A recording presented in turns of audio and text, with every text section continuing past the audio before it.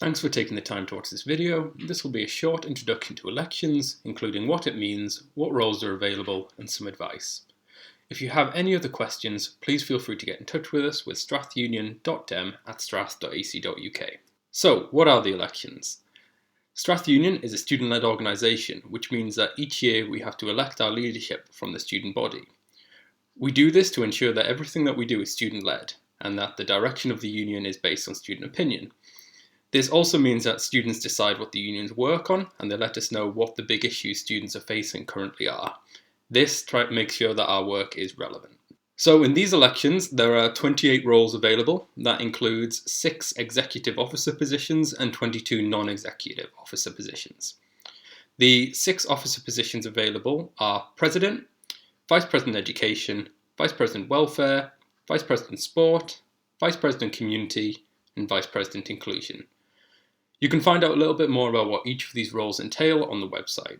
There are also a number of non-executive officer positions. These are voluntary positions that you take up during your studies.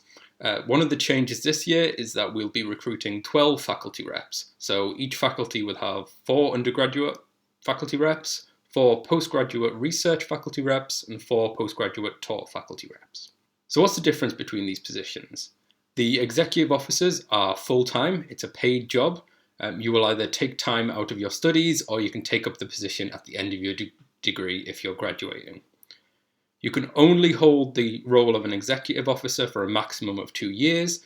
If you decide that you'd like to have the role for 2 years, you will need to run again at the end of your first term.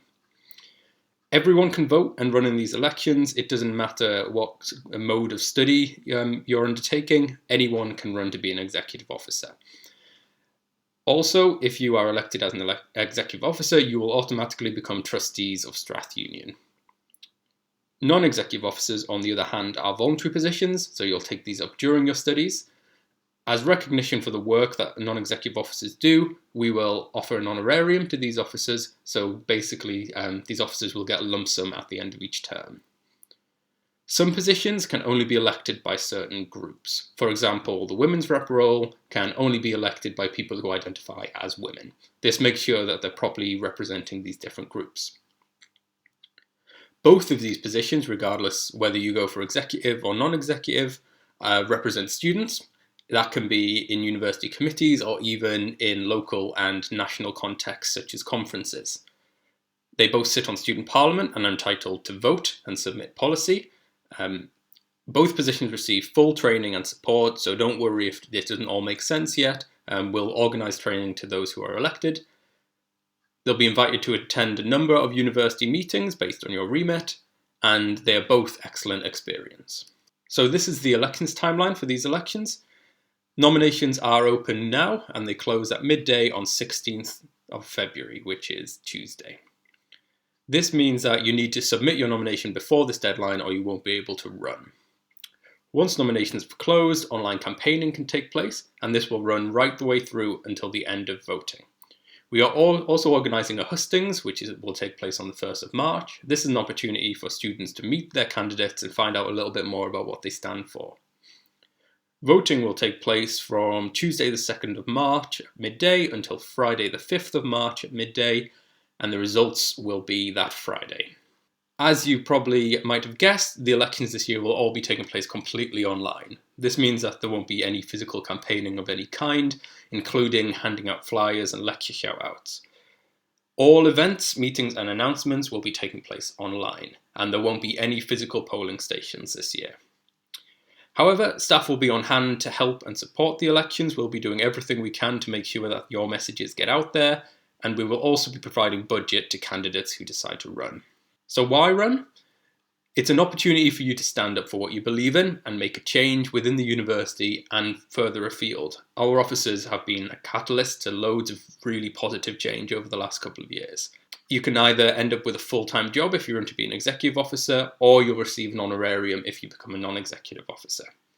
But on top of that, it's also a great experience and networking opportunities.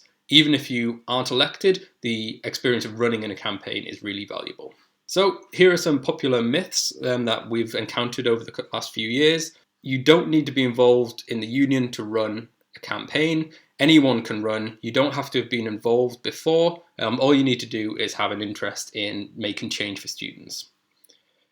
You don't need to be a campaigner or have a massive campaigns team to run. It's completely fine if you've not done anything like this before. We'll provide training, and staff can also provide advice and tips on what to do.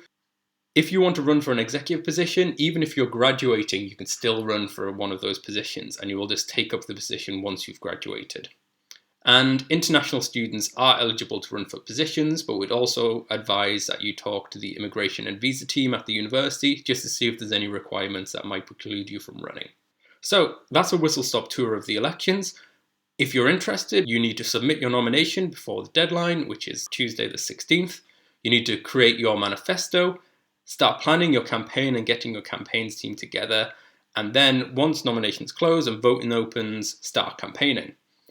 If you have any questions in the meantime, please feel free to get in touch with us at strathunion.dem@strath.ac.uk.